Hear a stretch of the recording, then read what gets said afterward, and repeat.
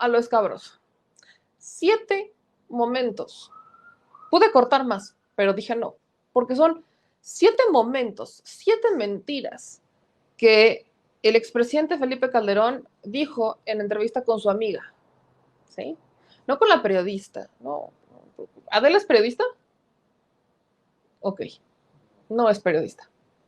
Con su amiga, Adela Micha. Esto, en el segmento de México ambidiestro con mi querido Manuel Pedrero. Así que prepárense y preparen bien todo, porque hoy sí nos vamos a ir como hilo de media con el expresidente.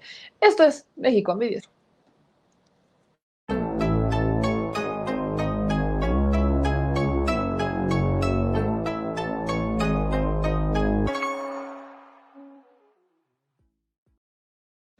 Mi querido Manuel Pedrero, hoy le escribí, me voy a confesar, cuando dije es miércoles y vi la entrevista de Adela Micha con Felipe Calderón, dije tengo que escribirle a Manuel Pedrero para que hagamos este segmento juntos. Entonces le escribí y me dijo va, y empezó a ver, lo obligué básicamente a ver el programa de Adela Micha, vean su pobre carita todavía así como, lo obligué a ver el programa completo, ese segmento de Adela Micha con Felipe Calderón para que estuviéramos en sintonía y salieron cosas muy buenas porque vamos a cerrar con una nota positiva o al menos un video que va a alegrar a muchos, eso espero yo.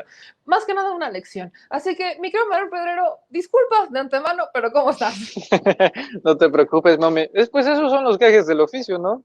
Incluso algunos periodistas tienen que leer obligadamente libros. Imagínate los que tuvieron que leer decisiones difíciles para hacer la crítica a Calderón. Esa sí Pero es una bueno, decisión difícil. eso sí es una decisión difícil. Pero bueno, cada quien pues sufre a su manera, ¿no? En tu caso es con el que vende tamales allá afuera. Acá en Comalcalco es el panadero con el pan. Bueno, ya cada quien le hace como quiera, pero va, eso es lo importante. Eso es lo importante. Y vamos a empezar. Vamos a entrarle, porque mañana también tengo otro sufrir, y es despertarse como a las 3:30 de la mañana para llegar temprano a la mañanera. El día de hoy, Adela Micha entrevista a su compadre.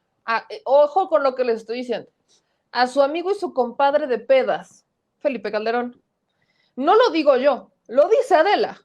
En esta entrevista recibe al expresidente con abrazo y todo, sin cubrebocas. Él obviamente iba con el cubrebocas, pero ella sin cubrebocas, argumentando el tema de la vacuna. Como ya está vacunada, no pasa nada. Pese a que ella ya ha contagiado a muchas personas.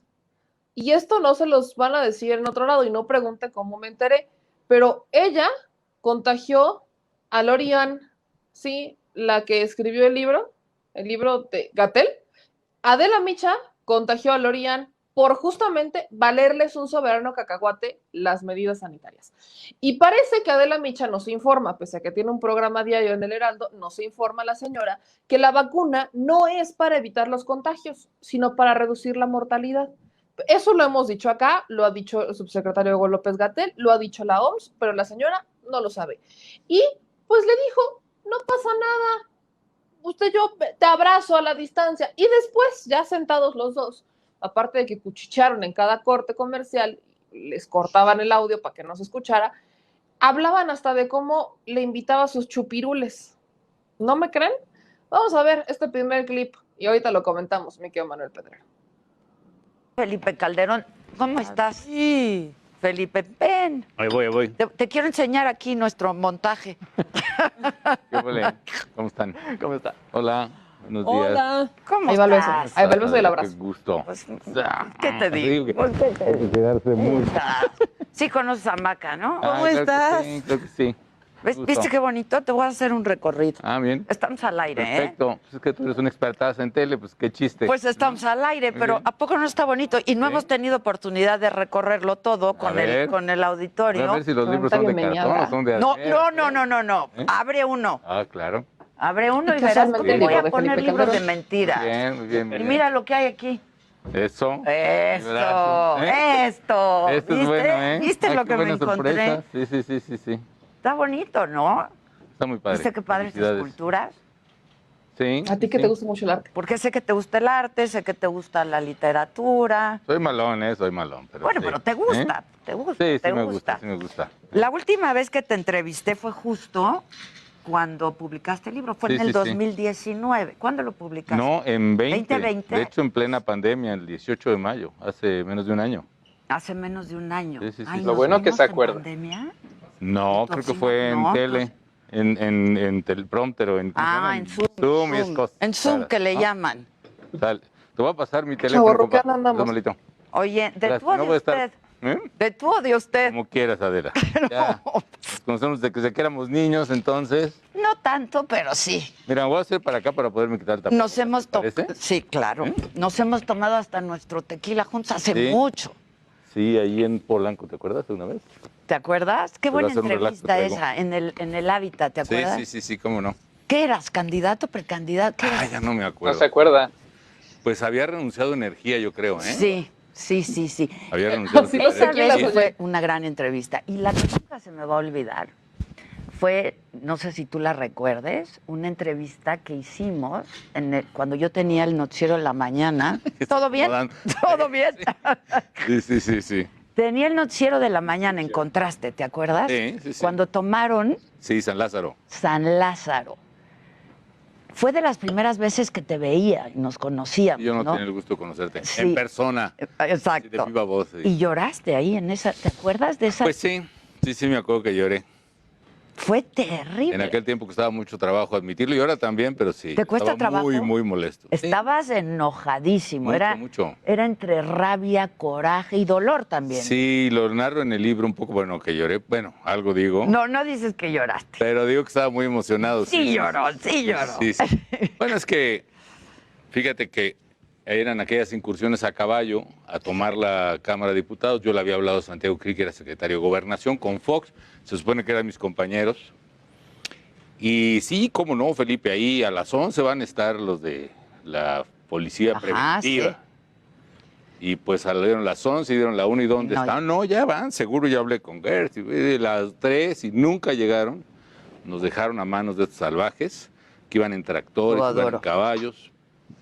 Los del PRD asusándolos, Martí Batres, los del PRI todos asustados atrás de Beatriz Paredes, ¿no? Sí, Que los sí. cobijaba Pero con de su todo manto. esto y mucho Digamos, más vamos a hablar contigo Ah, luego ok. de una pausa. Bueno, Y lo de bien. hoy, Dijo tantas cosas. tantas cosas. Luego de una pausa, no se vayan. ¿Te da tranquilidad? Ahí están en el corte comercial. Esto es Me muchas lo gracias. dijo Adela. centro del- Con Ya le dijiste Adela que sí, Micha. Pero él quiere Yo- estar. Y ahí les cortan los micrófonos. Eso quería que lo vieran porque se nota la cercanía que existe entre Adela Micha y Felipe Calderón. Mi querido Manuel Pedrero, la primera pregunta que te hago, ¿tú consideras que esto fue periodismo, fue una entrevista periodística? Y es más, lo rescato porque Adela Micha en el Universal declaró en el 21 de abril de este año que su trabajo era preguntar. Estos son los periodistas que cuestionaban al poder, los que defiende Broso, Loreta Mola, son los periodistas que cuestionaban al poder. ¿Qué tipo de periodismo entendemos con esto? Primero que nada, me cuesta mucho creer que Adela Micha y Felipe Calderón digan que te acuerdas de esa entrevista. Si hubo tequila de por medio, te aseguro que Felipe no se acuerda. Punto número 1. Punto número 2. Eso no es periodismo. El periodismo, fíjate que siempre lo resumen, sobre todo ellos, ¿no? Víctor, Loret, Adela, la crítica al poder. Pero en este caso yo lo veo más como plática de, y lo digo con mucha certeza, plática de cantina, con la forma en la que Adela se refiere a Felipe y Felipe a Adela. Es decir, así funcionaban antes. De hecho, me acuerdo ahora justamente del tercer grado que le hicieron a Felipe Calderón en 2011-2012, cuando Adela todavía estaba en Televisa, y la trataba de la misma forma.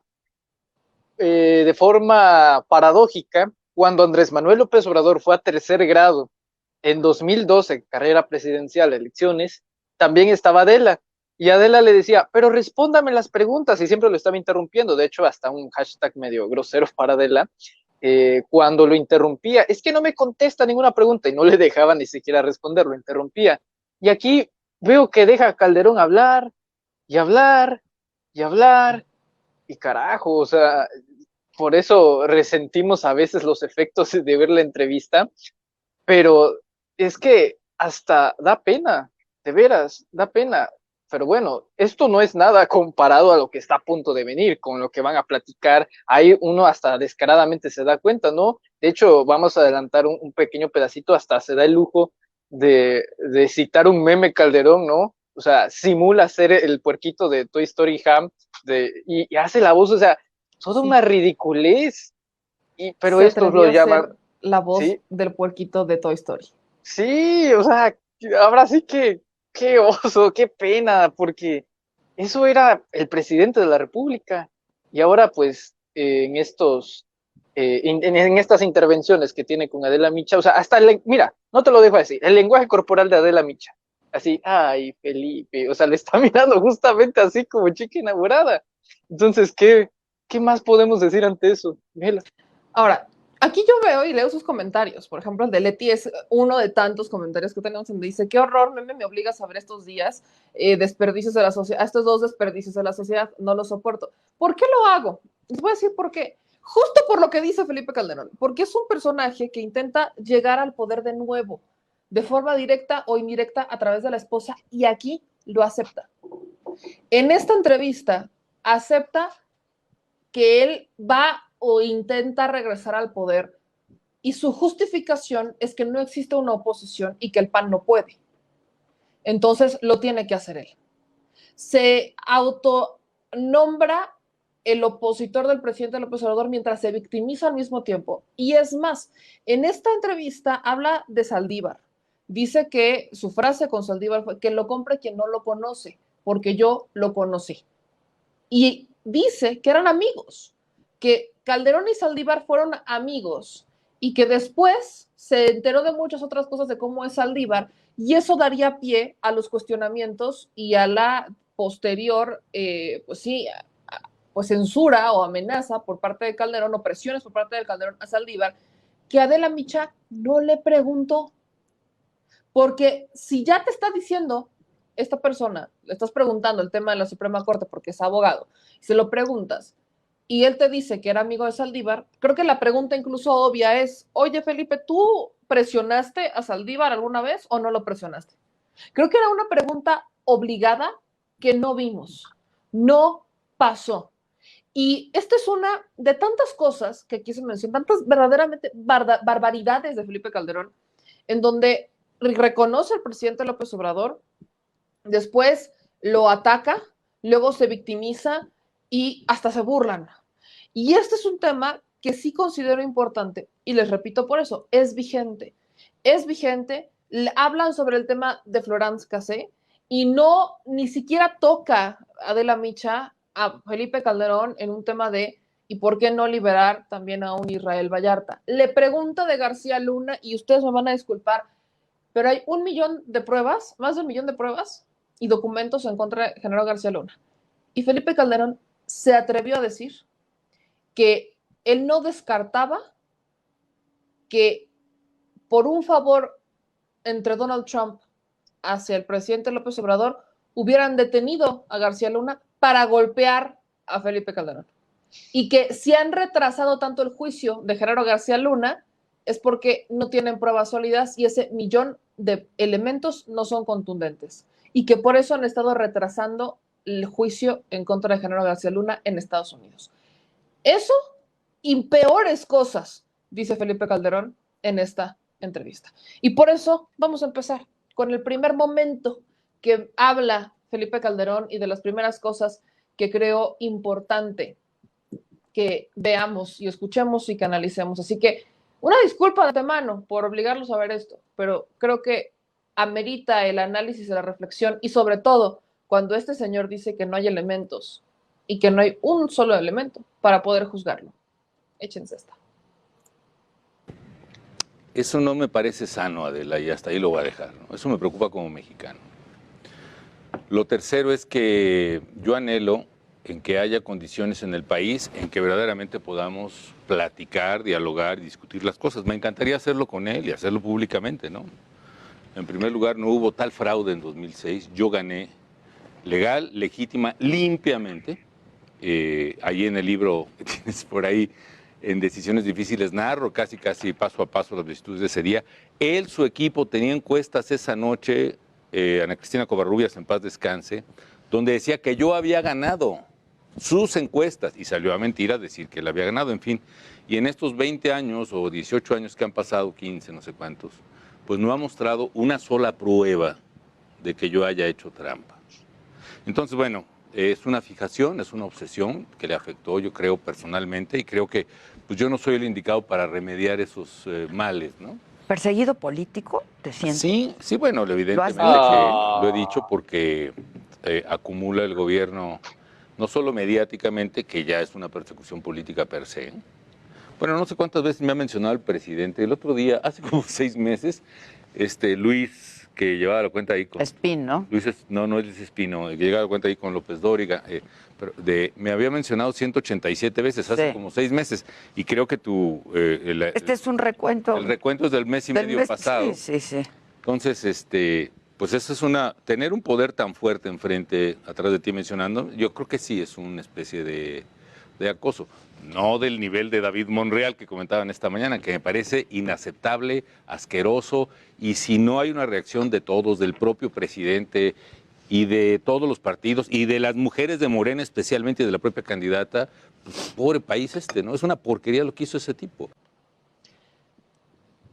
No hubo fraude, lo relaté en mi libro y soy un perseguido político. ¿Neta? ¿Qué opinas de esto, Manuel Pedrero? Bueno, antes de que empezaran a hablar, Adela había presentado como un video de 1 minuto y medio donde López Obrador pues está diciendo Calderón, Calderón, Calderón en diferentes etapas de la conferencia mañanera. Obviamente para que parezca y dándole el argumento a Felipe Calderón de que es un perseguido político, porque está repetidamente el presidente mencionándolo. Ahora, cara, dice que el fraude electoral no fue fraude. ¿Y sabes qué recurso usa para justificarlo? ¡Su libro! No, gracias, investigador.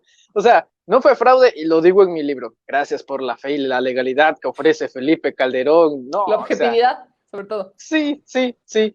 Y luego, de verdad que se ve ridículo, de plano, se ve ridículo victimizándose. Soy un perseguido político. Loret es un perseguido periodístico. Calderón es un perseguido político. En fin, como que esta era de la dictadura, que según la oposición mexicana está con enfoques raros. Pero ve, vamos a tumbarlo de una vez por todas con este sencillo relato.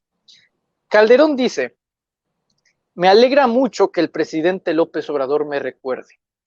Y luego dice, al parecer fue una situación que le afectó personalmente. Se equivoca Calderón, porque no le afectó solamente a López Obrador, que sin duda es el primer agraviado por el fraude electoral. Pero detrás de López Obrador hubieron millones de mexicanos, meme. Y esos también fueron los que fueron afectados por el fraude electoral, por su administración y por la guerra contra el narcotráfico. Entonces, que Felipe Calderón diga serse perseguido político, ¿qué perseguido político en una dictadura del mundo tiene un espacio televisivo en redes sociales, en el Heraldo de México y con una periodista? ¿En qué dictadura del mundo se permite eso? Número 1. Número 2, ¿en qué dictadura se permite promocionar esas ideas? ¿No? Es ridículo que se diga Calderón perseguido político, pero ve, esto no es nuevo. ¿Y por qué lo digo? Porque esto ya viene incluso desde el año pasado, en agosto, cuando él quería hacer el Partido México Libre. ¿Por qué? Porque él, como ya sabía que no le iban a dar el registro, que fue, si no me equivoco, en el 1 de octubre de 2020, él ya venía alimentando esta retórica de soy un perseguido político, López Obrador está detrás de mí, para que el día que no le dieran el registro, ya ven cómo el dictador está controlando al TRIFE, controlando al INE, fíjate la locura. El INE fue el que niega, en una primera instancia. Antes de que continúes con el tema del INE, yo me acabo de acordar de algo porque es importante. ¿Qué perseguido político en el mundo tiene protección por parte del Estado? Que a nadie se le olvide que el señor le mandó una carta al presidente Andrés Manuel López Obrador para pedirle que no le retirara la protección porque derivado de su administración estaba en peligro su vida y la de su familia. Y el presidente López Obrador accedió y todos lo cuestionamos y cuestionamos la decisión porque decimos, bueno, es que se supone que eso no iba a pasar, pero entendimos que lo hacía porque no iba a quedar en manos del presidente López Obrador. ¿Qué perseguido político en el mundo goza de la protección del Estado? Prosigue. No, es totalmente cierto, y así podríamos irnos con otros. Claudio X González también dice, hay dictadura y es un subsidiado por el gobierno para los créditos de su empresa a través de Bancomet. De nueva cuenta, ¿en qué dictadura del mundo se subsidia a la oposición mexicana? Son engañabobos, así tal cual. Alguien que no utilice un poquito de la bendición que tenemos todos en la cabecita, la materia gris y algo neuronal, pues va a creer que México es una dictadura, ¿no? Como el otro, el muy famosamente llamado Ecoloco, Gabriel Cuadri ahora saca un video en el que dice que si Morena gana estas elecciones, seremos Venezuela. Pues no se supone que ya lo éramos. O sea, decídanse de una vez por todas. Han creado tantas mentiras, han creado todo un telaje de calumnias, de difamaciones, de fake news, que ya no se pueden decidir ni siquiera en qué es lo que habían dicho en una primera instancia. Entonces, que Calderón nuevamente se diga perseguido político, sinceramente me da risa pues sí, el cosplay mal hecho de Héctor Aguilar también. Aquí le agradezco a Emilia Telles que nos mande $10 de super chat. Hay algunos comentarios, por ejemplo, el de Rogelio. Perseguido político es cuando te acosan por tus ideales. Este Borolas no tiene ideales, solo roba y mata gente.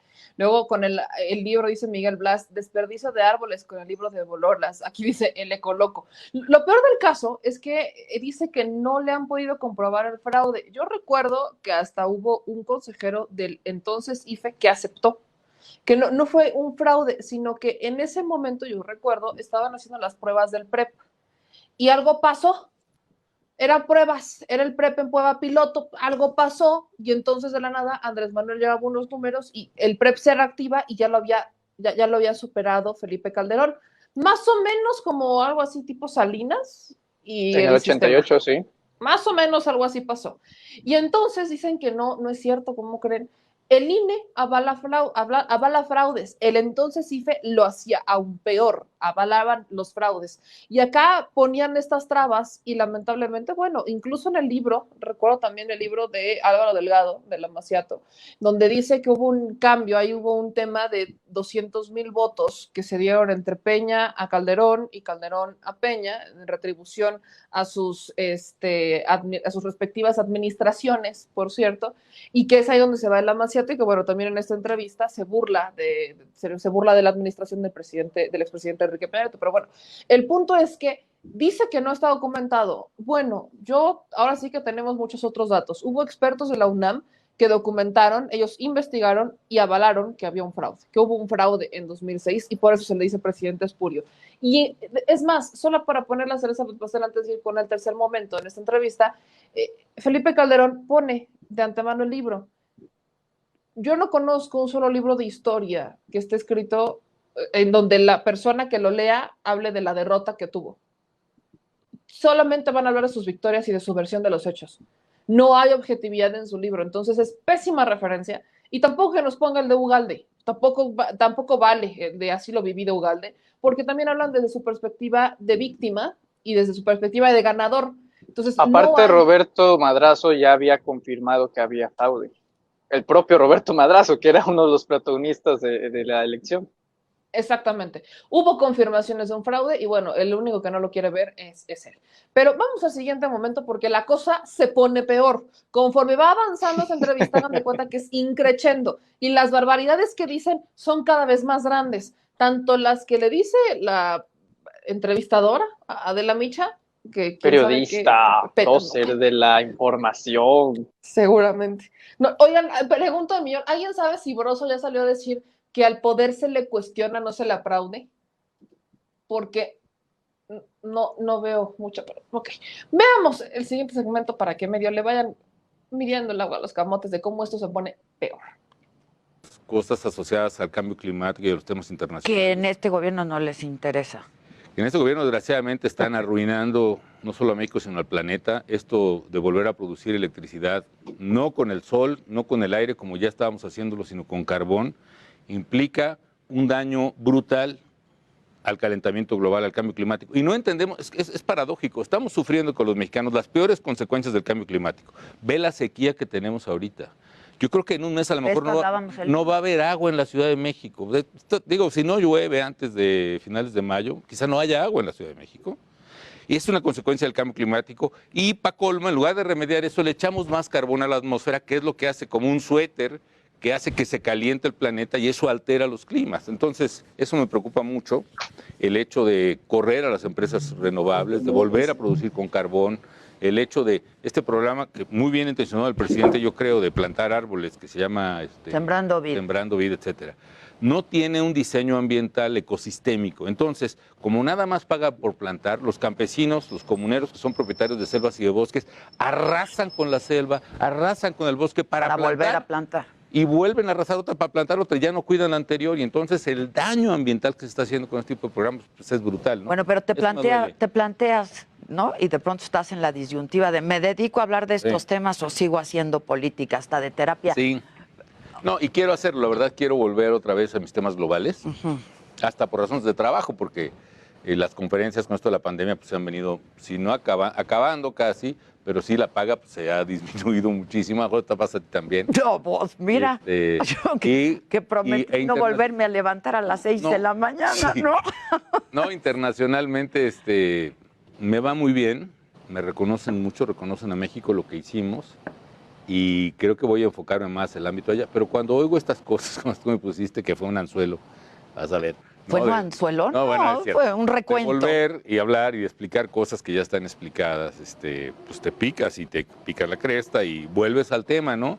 Porque duele mucho México. A mí me duele mucho México, Adela. Por supuesto que yo pude haberme ido a quedarme donde estaba. Yo estaba en Harvard, modestia aparte, la mejor universidad del mundo, profesor querido, arropado, con mis hijos en Boston. Y volvimos, con Margarita volvimos. ¿Por qué? Porque nos duele México, porque nos interesa México, porque aquí nacimos, aquí vivimos y aquí nos vamos a morir. Y ahorita como está el país, pues no se vale dejarlo así. Hay que entrarle con todo porque se nos va. ¿Y entrarle desde dónde? Por eso yo te decía, ¿desde Twitter? Digo, Margarita, ¿no? Va a hacer su chamba, Sí. Pero entrarle desde dónde, porque hablabas de la oposición, nadie está articulando la oposición, los de la oposición se están peleando unos con otros, ¿no? Sí, bueno, es que hay que hacerla. Si no hay espacios políticos, que esa es la desgracia de los ciudadanos. Si alguien que nos está viendo, los millones de gente que ven Adela, quiere participar en política, no tiene dónde. Si va al PAN, porque le late más el PAN, no lo van a dejar entrar, no han dejado entrar al PAN a Ciudadanos hace 6 o 7 años. ¿Volverías al PAN tú? En esas circunstancias, ¿no? Señor productor, ¿sabes como cuántas personas ven el Heraldo? ¿Como cuándo dará el rating del Heraldo? Así. Ahorita van a investigar el rating del Heraldo, pero... Millones, meme, no acabas de escuchar a Calderón. Millones. Para cuando yo retomé a menos que el alcohol le ponga ceros a los números, para cuando yo retomé este video en la mañana, llevaba 7,000 reproducciones. No, hombre, millones, ¿eh? Millones. Es que cuentan como frena, ¿eh? Cuentan como si estuviera manifestación en el Zócalo, así cuentan los números de YouTube también.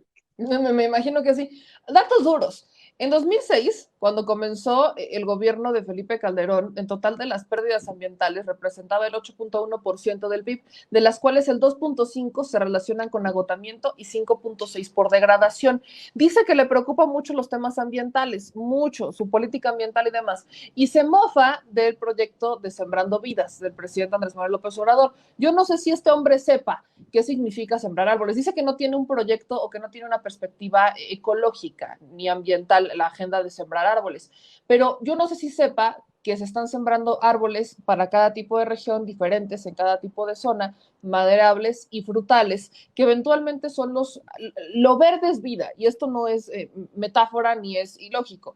Cuando se siembran árboles se está abonando al ecosistema, vienen las abejas, o sea, sobre todo en los árboles frutales, las abejas y demás, para que se genere este revertimiento de estar saqueando los bosques, ¿no? Eventualmente es agua, clima, oxígeno. Yo no sé si se acuerda Felipe Calderón de las clases que nos daban de chiquitos, ¿no? Sobre todo el súper experto ambientalista, dice, ¿no? De todo, del pulmón. ¿Cuál es el pulmón que tenemos? Pues viene desde el ecosistema y son las zonas verdes, que lamentablemente, y eso obviamente no lo dice en su política ambiental, han destruido, porque casualmente las empresas energéticas saquean y destruyen espacios verdes para instaurar su industria. Entonces, yo no entiendo cuál es esta política energética de la que tanto habla, y volvemos al tema de la objetividad. Oílo, el que trabaja en Iberdrola, por piedad de Dios, ¿cuál objetividad tiene este hombre para hablar? Y eso no es lo peor del caso. Habla también, pobrecito, la pandemia le afectó. Adela Micha, miren cómo sufre, se tiene que parar de nuevo a las 6 de la mañana para trabajar. No, hombre, pobrecitos, ¿no?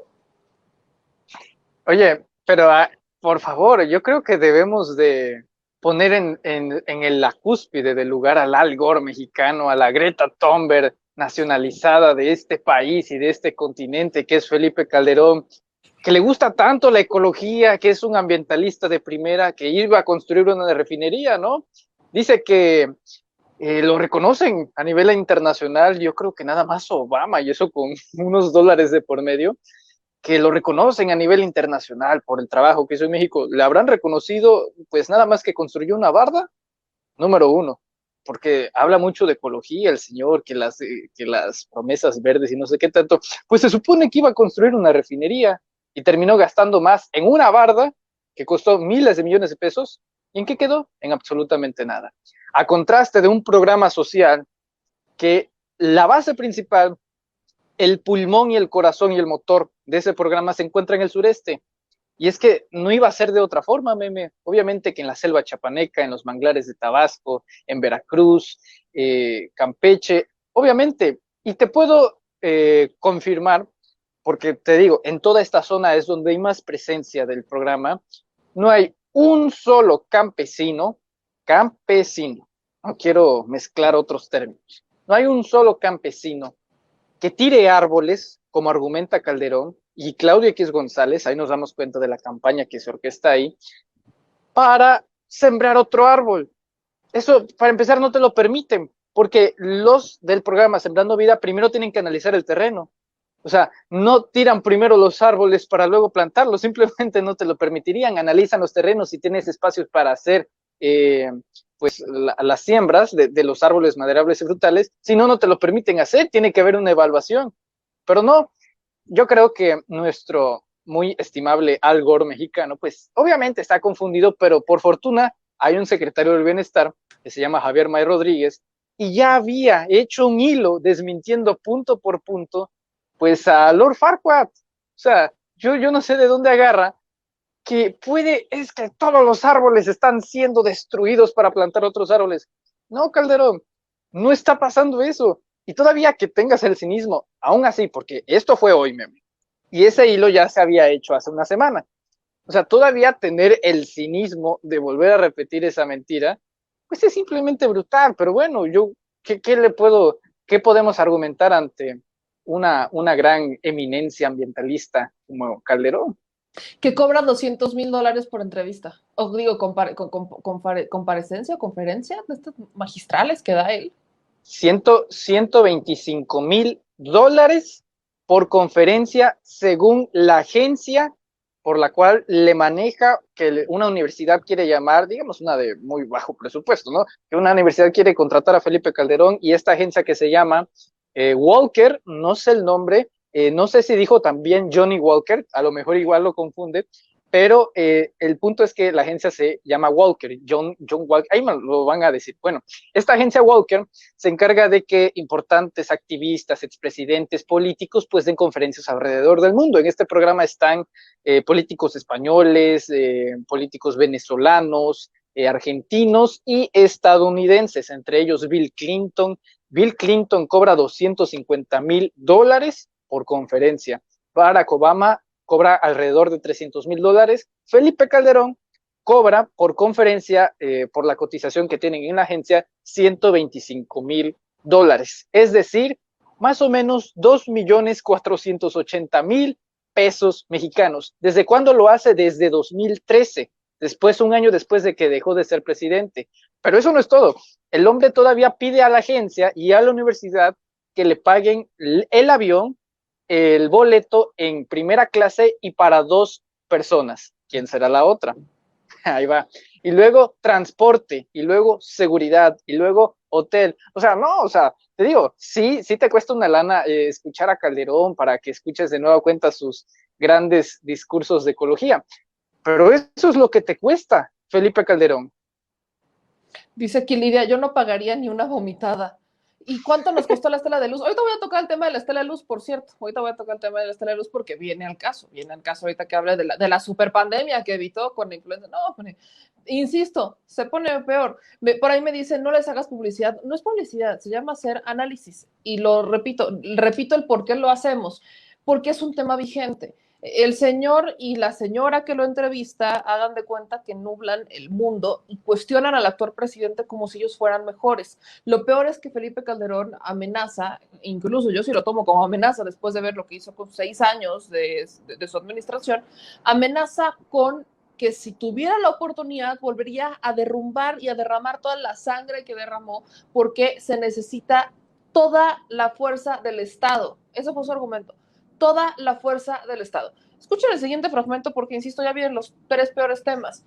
El tema de la pandemia, el tema de García Luna y, obviamente, pues el cierre de estos 2 personajazos, que es, yo sé que es lamentable y que no lo queremos escuchar, pero este es un personaje que marca agenda para Claudio X González, o que Claudio X González le marca la agenda a él, ya no sabemos por dónde va ni a cuál tirarle, pero es el personaje que busca posicionarse como el contrapeso y está haciendo campaña. El señor está haciendo campaña en Baja California, el señor está haciendo campaña en distintos estados, yo no sé si ya fue a Michoacán a hacer campaña, no sé cómo lo reciban allá, pero el señor hoy por hoy está haciendo campaña y esto es lo que está diciendo y hay gente que se la compra. Yo veía los comentarios de este programa en YouTube y había gente que decían, qué gusto escuchar a un señor tan preparado como usted, señor Felipe Calderón. Qué gusto volverlo a ver. Ay, no, es que este sí es presidente y no el que sale ahí en Palacio. A mí me hubiera encantado que Felipe Calderón hubiera tirado los pantalones para dar una conferencia de prensa diaria y dejar que los medios lo cuestionaran. Hubiera sido algo brutal, pero por supuesto no le alcanza. El complejo napoleónico le impide aceptar sus errores y bueno, esto es solamente una probadita de lo que él tuvo y de lo que insiste en querer hacer. Vean esto. ¿No? Reactivando temas de tu administración, pero Florence Cassé, ¿no? Todo, sí, bueno, es que como bien dices, soy el villano favorito del país. Villano favorito. Sí, sí. Es un poco... Que no es poca cosa ser el villano favorito del presidente tampoco de la es fácil, República. ahora sí que quién se alquila, la verdad.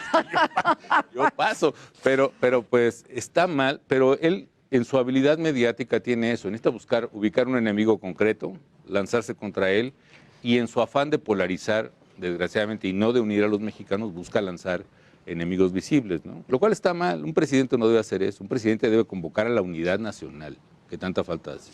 Cuando hablamos del libro y cuando he tenido oportunidad de hablar contigo, hemos hablado de García Luna. Yo te pregunté, porque además revisé la entrevista y te pregunté, pues si tú sabías algo de García Luna, y me decías, no. Mi pregunta hoy, porque me vas a volver a decir que no sabías quién era García Luna o lo que hacía García Luna, ¿qué sentiste con todo esto? ¿O qué sentiste? Varias cosas. Primero, ¿te sentiste traicionado? Yo sabía que a García Luna, que lo conocí ya una vez electo presidente, efectivamente, pero no fue una decisión desinformada de él. Yo recopilé de todo el gabinete y particularmente los de seguridad, todos los reportes que había del CISEN, todos los reportes que había de la defensa, todos los reportes que había de la Marina, todos los reportes que daban las propias agencias americanas. Había confianza en él. Era funcionario del gabinete saliente, un funcionario destacado. Pues fue, ¿no?, cuando el montaje. Bueno. Déjame hacer una pausa y regresamos con esto, ¿sí? Y nada, no dijo, no le preguntó el montaje, no le preguntó nada. Pueden ver ahí como incluso en el corte cuchichean y demás, pero incluso cuando habla de Florence Cassé y cuando habla hasta de García Luna, no le pregunta más, no hace una mayor precisión. Ahí ya están regresando de ese corte comercial, son los cortes comerciales donde cuchichean y ahí como que juntan mucho. Y aquí es donde Felipe Calderón va a decir y defender a García Luna. Creo que es lo peor del caso. Es aquí donde va a defender. Escuchen. Bueno, para que no me digas que no te dejo responder, estábamos en lo de García Luna. Entonces fue una elección informada. Segundo, había versiones y rumores como las que hay ahora sobre el gobierno, ¿no? Que salió un video que, por ejemplo, imputaron a Duraz, bueno, o a García Harfuch. La verdad es que había versiones, sobre todo, en un ambiente donde las dependencias tienen una disputa. pero ninguna tenía una fuente fidedigna, un testigo que fuera confiable, una fuente verificable, mandabas a verificar, no pasaba. Entonces, no estaba documentado, y además, pues. en la vida diaria era acreditado por varias agencias, no solo todas las mexicanas, sino la DEA, el FBI, el ICE, el CBP, que es que... Entonces, en la operación, el FBI, ahora, etc. pasemos ahora. ¿Qué es lo que está pasando? Claro que me sorprendí y me indigné. Dice, bueno, si Genaro traicionó la confianza de los mexicanos, traicionó la mía y hizo algo, que lo castiguen con todo. Pero ahora resulta que él lo aprenden en el año 2019 y todavía no empieza el juicio, que tienen 1 año y medio con una persona presa y no tienen todavía elementos para iniciar el juicio. Dicen, tenemos 1 millón de documentos para acusar a Genaro García Luna. Yo digo, le diría al fiscal, oiga, ¿por qué no nos saca unos 20 más o menos buenos? A ver si es cierto. Porque ahora lo que me está dando la idea es que, insisto, no meto las manos a fuego por él ni por nadie. Y si hizo trans, adelante. Incluso si hizo esto, lo que están sacando después, que fue después de mi administración sobre todo, que si tuvo contratos con seguridad pública y gobernación y que se enriqueció con una familia de empresarios que eran sus socios, muy mal si hubo corrupción y que se castigue, que es distinto de recibir lana del narcotráfico. Del narcotráfico. Eso es distinto, pero aún así que se castigue. Pero después de esto yo no sé si entre estos grandes relaciones que tuvo Trump con el gobierno mexicano, también hubo un favor político para que a ver rasquen este tipo, para que a ver si le pegan a aquel, ¿no? Ya no sé. Pero lo que sí sé es que ha transcurrido 1 año y medio, no le han planteado juicio, no le han plantado cara en su caso, me parece, por lo pronto, una injusticia. No digo que sea inocente, pero ya que lo juzguen. Ya. Pero de entrada, pues supongo que cuando empezaste a conocer todo Hay otro detalle, Adela. En México no hay ninguna denuncia o averiguación, o por lo menos no hay una orden de aprehensión contra Genaro por delitos asociados al narcotráfico. Hay por corrupción, si enriquecimiento ilícito, si fue por corrupción que lo castiguen. Pero bueno, ¿dónde está ese tema? Eso sí, lo han usado desde el señor presidente hasta todos para pegarme a mí, porque bien dice, pues yo soy el villano favorito. Bueno, si ser su piñata, si ser su villano favorito le sirve para desahogarse y así gobernaran mejor, pues perfecto, adelante, estoy a sus órdenes, un servicio más que le hago a México. Pero por favor, yo les sugiero que se dediquen a gobernar. Han pasado casi 3 años de gobierno, Adela, ya háganse responsables de su periodo, por favor. La violencia de Aguililla, eso que no pudo entrar ni el gobernador, que tuvo que entrar por helicóptero, esta falsa de Estado mexicano que deja a las familias indefensas, que las extorsionan, que les secuestran a los hijos, que se llevan a sus niñas, que les quitan lo que ganan en la huerta de limón o de aguacate. Eso es responsabilidad de este gobierno. Y sí, yo volvería a usar toda la fuerza pública para defender a los ciudadanos en Aguililla y en cualquier parte del país, porque ahora no hay quien los defienda. Ahora hay zonas de Guerrero donde no. Todo se va a resolver por el diálogo. No se va a resolver por el diálogo, no se va a resolver por los abrazos. Se va a resolver con la fuerza pública que para eso está, para aplicar la ley, defender a las familias, restablecer las condiciones de seguridad donde no hay. Entonces, ¿tenemos puntos de vista distintos? Sí.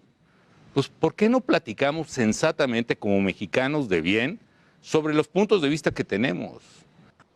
Otra. Este hombre acaba de decir que si tuviera la posibilidad volvería a derramar toda la sangre que derramó y después dice, hay que platicar. Aquí hay cosas muy graves. Uno, Felipe Calderón carece del conocimiento, y es abogado, carece del conocimiento sobre cómo se llevan los procesos en Estados Unidos. A Genaro García Luna lo detienen a finales de 2019 y después se atravesó la pandemia.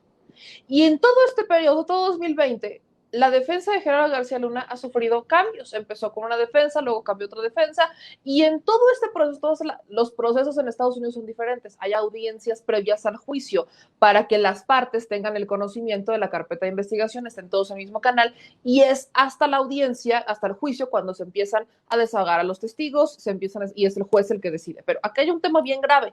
En todo este proceso previo, es un proceso natural que si se alargó de más en el caso de García Luna ha sido por 2 factores. Uno, pandemia, y 3 factores. Pandemia, porque han llegado cada vez más pruebas, y no solamente de México, han llegado pruebas hasta de otras agencias en el mundo.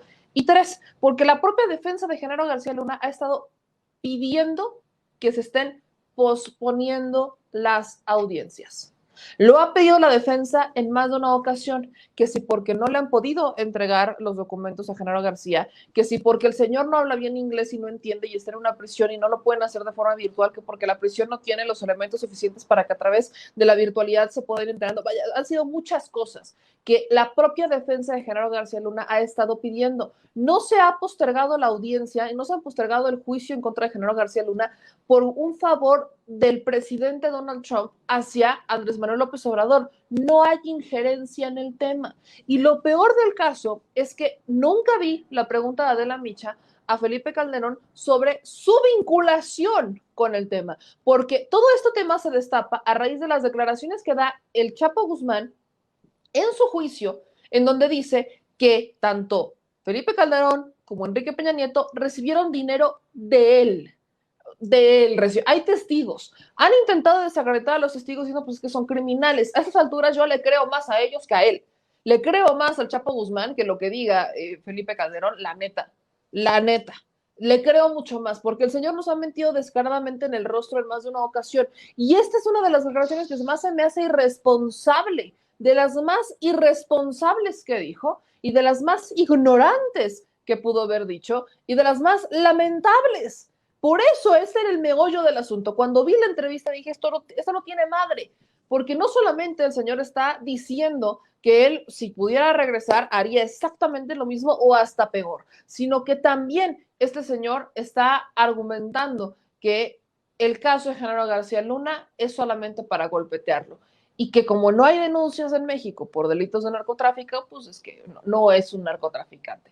Incluso niega la existencia de que hubo personas que le entregaron cartas y le dijeron, y no eran fuentes fidedignas. Y todavía nos vienen aquí a decir fuentes fidedignas, su libro, por piedad. Hay que tener tantita madre y este señor la perdió hace mucho. Disculpa, me quedo mal, Pedro, no voy contigo. Bueno, Calderón llora, se pone de rodillas, se humilla y le pregunta a Adela y a todo el mundo, ¿por qué ha tardado tanto el juicio de Genaro García Luna? ¿Sabrá cuántos años tiene Israel Vallarta en detención sin un juicio? Caso que, por cierto, sucede en su administración. ¿Le ha dedicado alguna palabra? 2 años de Genaro García Luna, 15 de Israel Vallarta. Pero Genaro sí merece su tiempo y sí merece su voz. Número 1. Número 2. Si López Obrador hubiera hecho un pacto en sus sueños húmedos de Felipe Calderón, supongamos, metámonos a Calderonlandia y supongamos que López Obrador hizo un pacto con Trump, pues no hubiera sido Genaro García Luna el objetivo, hubiera sido él. Así de fácil y así de sencillo. Número 3. Todos sus colaboradores están siendo enjuiciados. Principalmente 2 en Nueva York. Uno ya tiene sentencia y está en prisión y se llama Joaquín Guzmán Loera. El otro es Genaro García Luna y es la propia defensa de Genaro García Luna la que no puede argumentar, la que está nada más teniendo oxígeno. Y luego, lo más repugnante, vomitivo, asqueroso, cínico e hipócrita de este hombre. Si yo tuviera el poder nuevamente, utilizaría toda la fuerza pública. El hombre 2 minutos antes había convocado, le exigía al presidente López Obrador que convocaba a la unidad nacional. Él lo que convocó fue una guerra. Y desde entonces mueren 130,000 mexicanos cada 6 años. Hay más muertos en este punto en la guerra contra el narcotráfico que muertos en la Revolución Mexicana. Y ese hombre que vemos ahí, diminuto, pero que le ha hecho un daño tremendo al país, dice que lo volvería a hacer. No hay duda, Felipe Calderón está mal de la cabeza. Es un hombre sanguinario. Yo lo decía hace unas horas.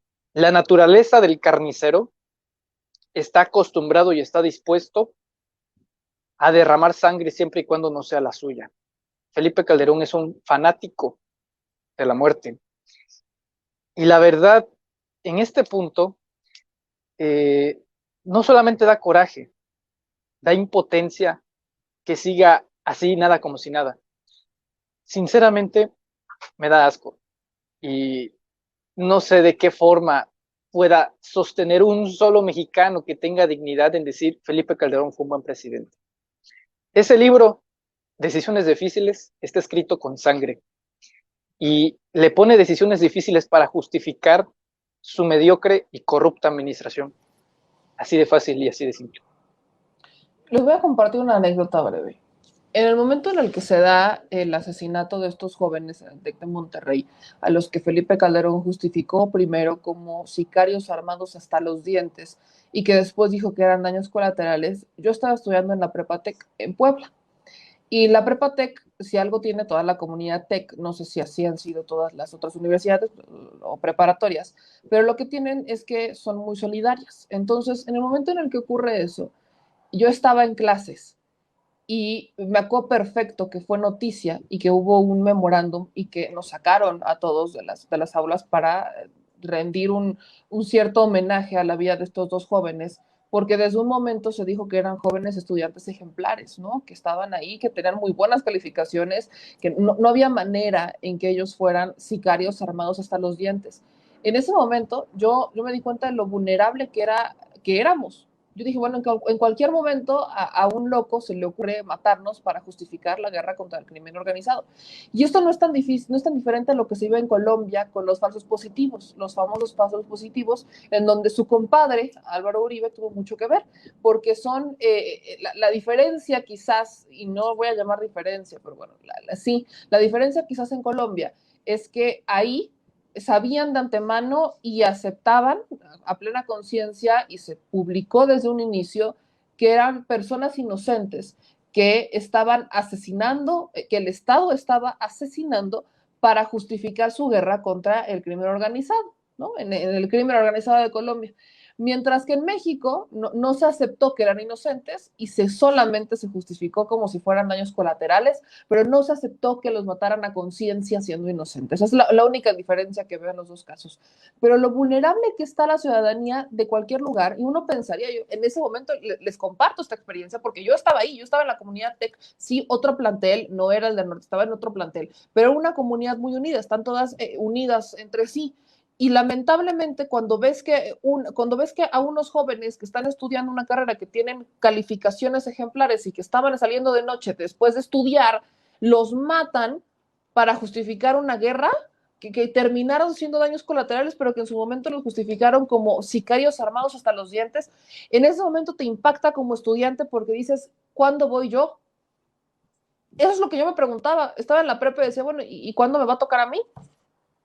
En cualquier momento te toca a ti, en cualquier momento. No hay manera en decir que no, en cualquier momento te toca. ¿Cómo le haces? ¿Cómo combates contra el Estado? Una chavita de 16 años, de 15, 16 años, ¿cómo te peleas contra el Estado? Y hablas de una comunidad, de una escuela privada que tiene altos controles de seguridad. Y aún así, eran capaces de entrar y de hacer con tu vida lo que quisieran y justificarlo diciendo que eras un criminal. Eso es lo que pasó en la administración de Felipe Calderón. Y ese es un ejemplo, yo solo estoy hablando de una comunidad, de una escuela privada segura. ¿Qué hay de aquellos migrantes? ¿Qué hay de aquellos que no tenían ni para comer? ¿Qué hay de aquellos campesinos que también fueron víctimas de las decisiones de este señor? Lo repito, no es que le tengamos tirria a Felipe Calderón nomás por tenerle tirria y ya. No, hay una justificación para que este señor se haya ganado el odio de muchos mexicanos. No es, ¿cómo llamarle? No es una crítica simple, como se la hace, no es una crítica por desvío de recursos, como se la hacemos a Enrique Peña Nieto. No, es una crítica que está llena de dolor, que duele, que lastima, porque la vulnerabilidad que sentías en ese momento no terminaba de cuadrarte con el Estado que se supone que te debía de proteger, y al mismo tiempo se engalardonaban en sus discursos diciendo que los jóvenes éramos el futuro del país, cuando no querían soltarlo, y hoy este hombre no lo quiere soltar. Ese es el punto de retomar las palabras de este señor, para decir con hechos y que no quede en, ay, les conté porque lo vi, sino que tengamos el elemento de prueba para cuestionar y criticar a una persona que tiene un complejo mental, que tiene un complejo napoleónico, yo lo he dicho, que ha terminado con la vida de muchas personas y que en su enfermedad no acepta ni siquiera que alguien le hubiera entregado un documento diciéndole, es que Genaro García Luna es un delincuente. No lo acepta. Eso es lo que duele, que el cinismo es tan grande que se atreve todavía a decir que él tiene la voluntad de darle sugerencias al actual presidente. ¿Sugerencias de qué? ¿De cómo matar? ¿De cómo convertir a la ciudadanía en daños colaterales? ¿Sugerencias de qué? Es pregunta del millón. Ya vamos cerrando con estos videos, por supuesto, para que no piensen que nos vamos a llevar toda la hora con todo el programa, porque fue media hora de entrevista, media hora, casi 40 minutos de entrevista entre Adela y él, pero mi querido Mario nada más hace cara de sí, me obligaste a verlo todo completo. Pero vamos con la última parte. Tú no eres el problema, es él. No eres tú, es él.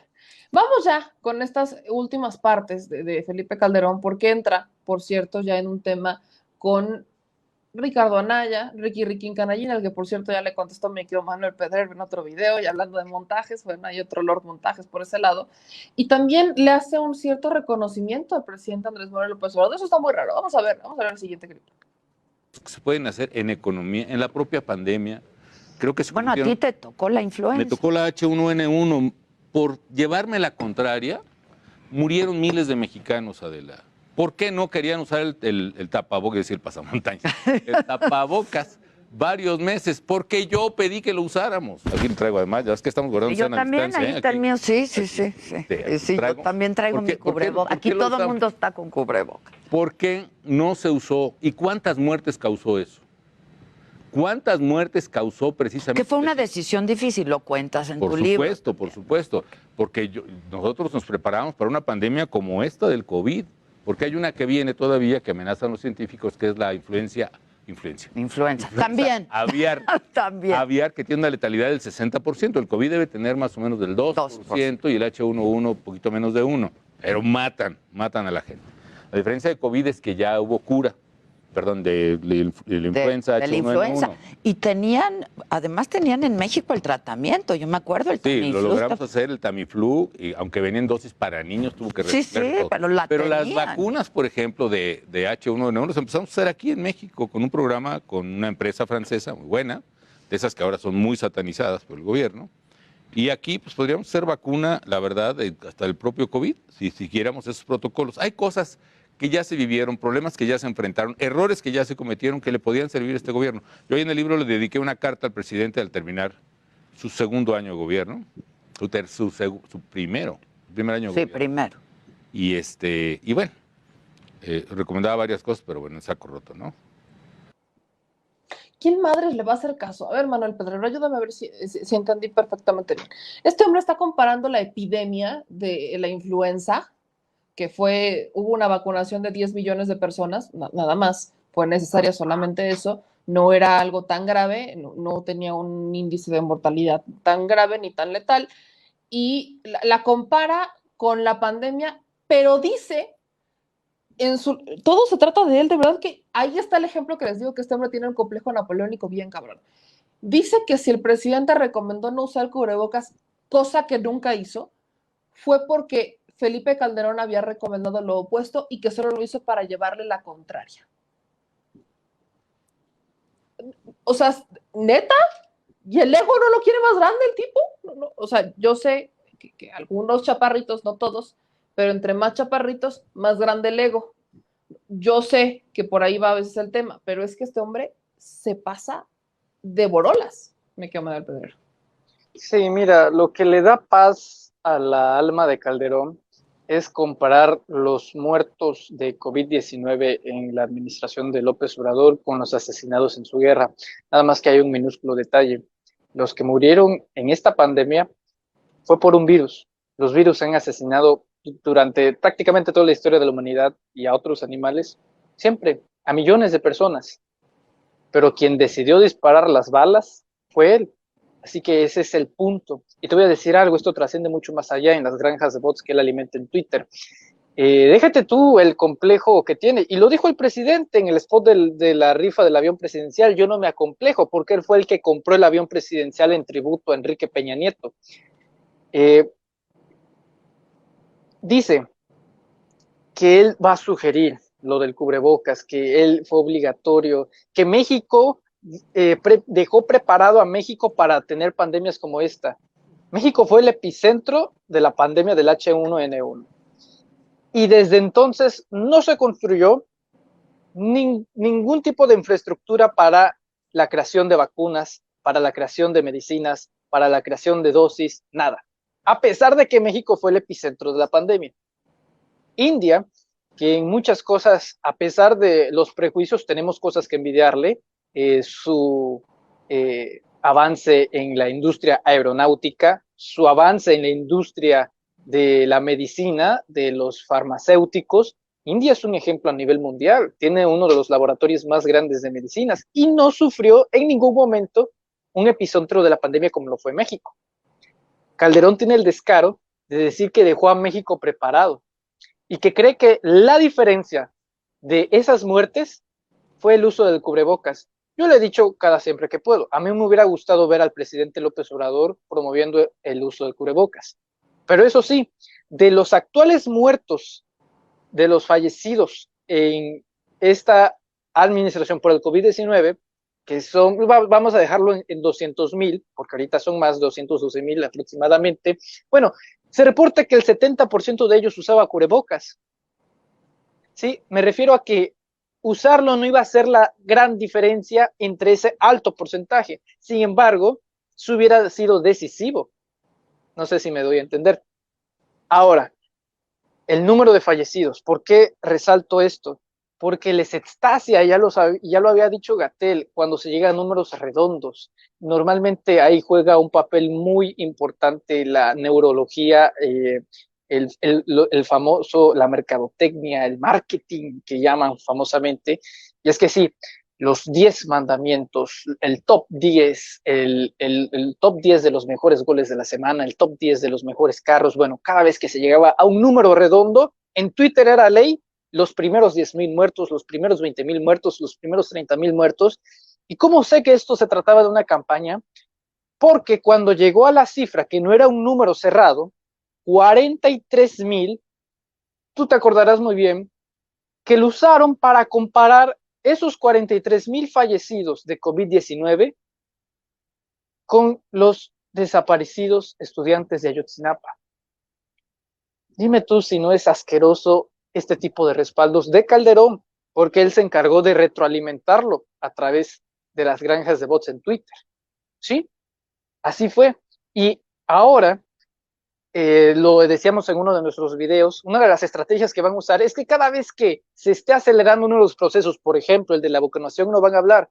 Ahí tenemos a los comentócratas de Undécima, Chumel Torres es un ejemplo de ello, que piensa que las 4 personas que fueron vacunadas sin la dosis del coronavirus era una orden directa del presidente López Obrador para no vacunar a nadie. 4 vacunas que no fueron inyectadas en comparación a 12 millones. Entonces, ese es el tipo de lógica que van a querer retroalimentar. Felipe Calderón, aparte de ser mentiroso, pues también muy mañoso y piensa que nosotros todavía no estamos pendientes de lo que está haciendo. No, o sea, sabemos lo que dice y también sabemos que lo que dice es mentira, aparte de muchísimas cosas más. Ahí ya lo decían en los comentarios, lo de la estela de luz, lo de los 1,000 hospitales. O sea, el modus operandi de Felipe Calderón es la mentira. Aparte de que tiene un delirio de persecución, o sea, piensa que fíjate, ¿a qué grado de paranoia estás para que pienses que lo que le pasó a Genaro García Luna te va a afectar a ti? Pues como dice el dicho, ¿no? Quien no la debe, no la teme. Pero yo veo a Felipe Calderón en cada una de sus intervenciones temeroso. Y cada vez que se habla de García Luna, que tenga que pagar lo que tenga que pagar, pero yo no tengo nada que ver. Pobrecito, porque así va a caer. Cuando Joaquín Guzmán Loera cayó, soltó la sopa y luego cayó Genaro García Luna.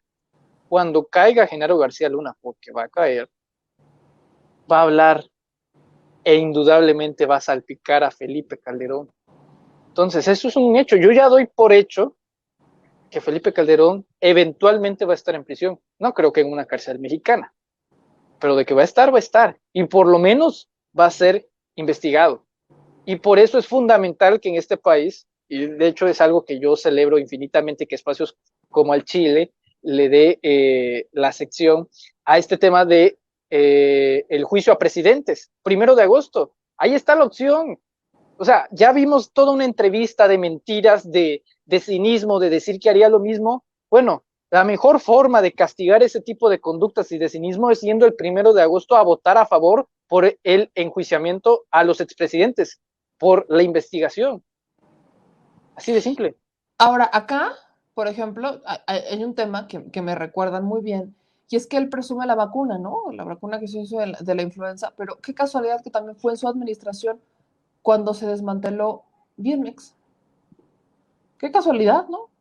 Qué casualidad es que no tengamos los hospitales que habríamos de haber tenido aprendiendo de una pandemia como la vendió Felipe Calderón. Hay un estudio, creo que es Proceso, documenta cuántas veces Felipe Calderón habló de que él prácticamente evitó la catástrofe mundial con su manejo de la influenza. Fueron unas 70 veces en distintos foros globales durante un año, en los momentos en los que Felipe Calderón hablaba de, es que prácticamente él fue el salvador del universo. Ese mismo año que tenemos la pandemia, la influenza, fue cuando dio la instrucción para que se creara la estela de luz. Y el dinero que le destinó a la estela de luz en tiempos de pandemia, en tiempos de crisis, fue brutal. ¿Para qué? No servía, esa madre ni ilumina. O sea, ni para que digan, ay, es un bonito foco. No, esa madre ni ilumina. Y ahí va un gran tema que tocaste tú, me quedo Manuel Pedrero, ya estamos cerrando. El tema es ese, lo estamos observando. Por eso es que estamos analizando, porque lo estamos observando. Que no crea que va a pasar desapercibido como ocurrió en su administración, porque estaban apenas las redes sociales emergiendo y porque pensaba Felipe Calderón que solamente pagando a los medios de comunicación, porque él le pagó una cantidad brutal a los medios de comunicación para que hablaran bien del gobierno y no mostraran lo que en realidad estaba pasando. Hubo hasta un evento con Televisa y TV Azteca y todos juntos, donde se firma este convenio.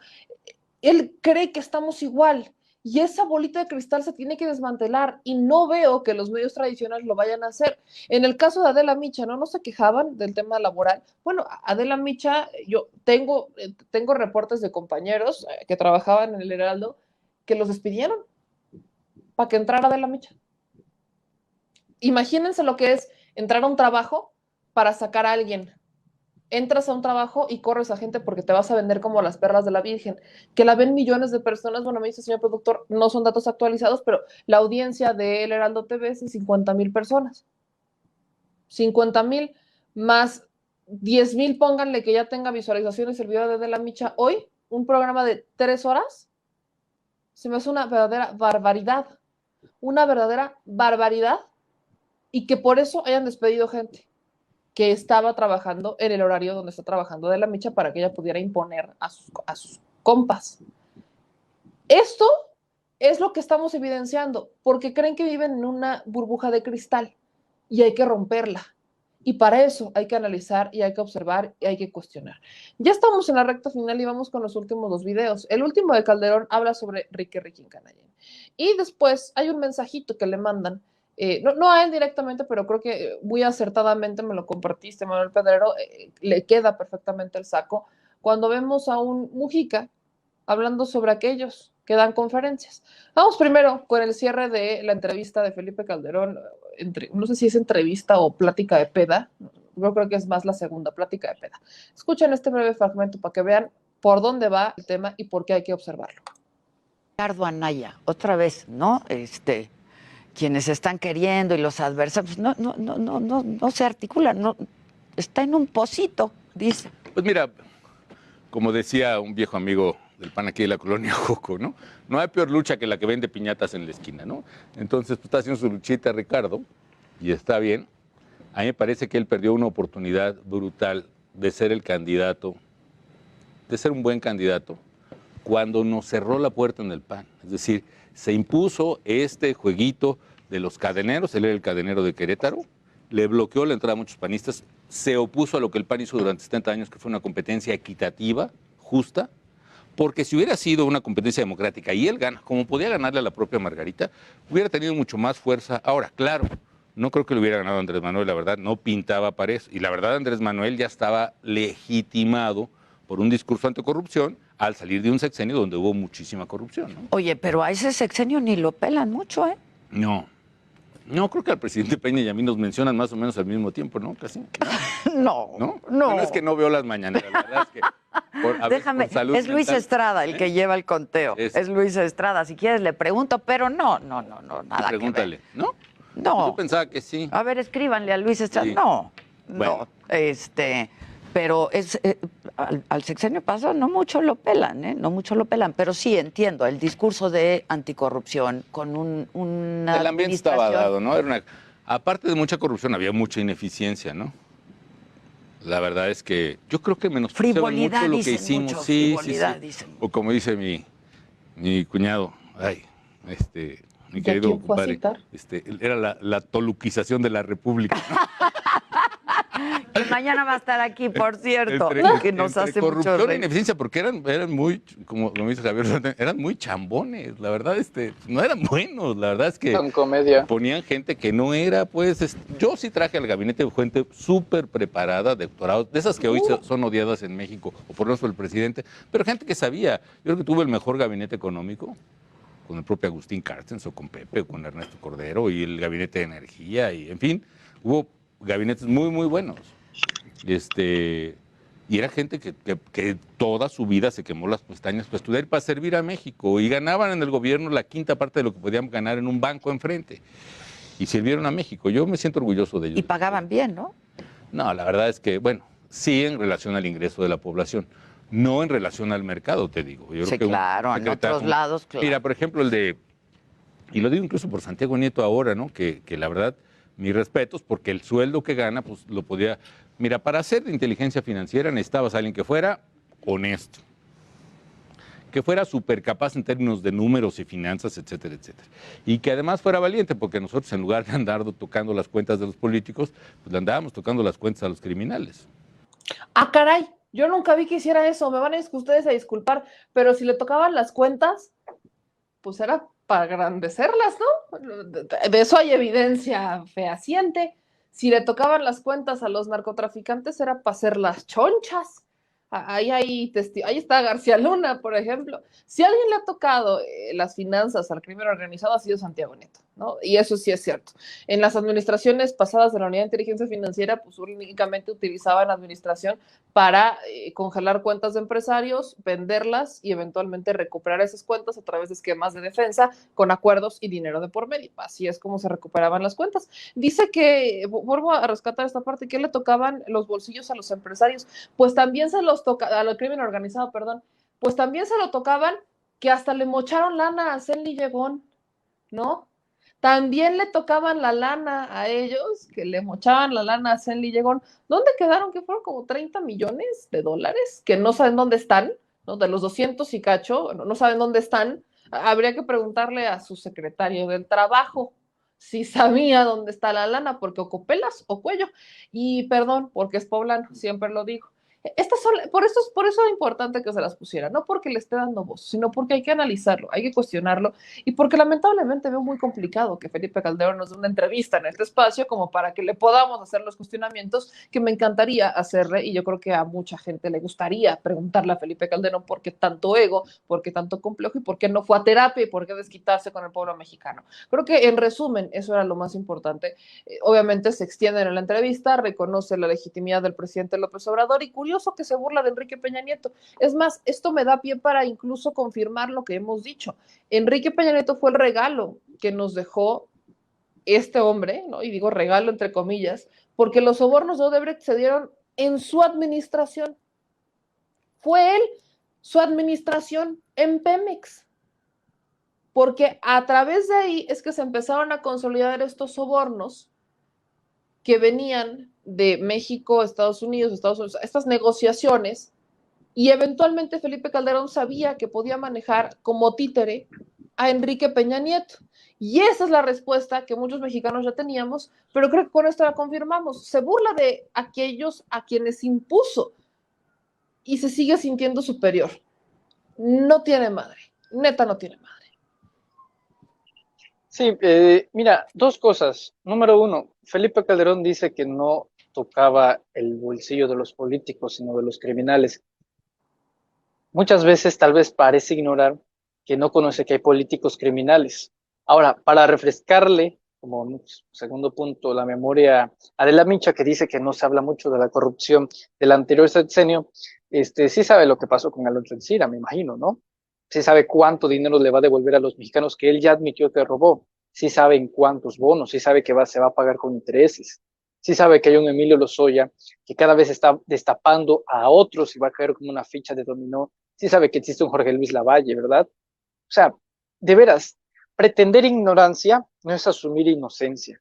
Y en este caso, Calderón y Adela es exactamente lo mismo. No creo que haya más que profundizar de eso, más que son mentirosos, cínicos, parciales, y pues bueno, ya, hasta ahí.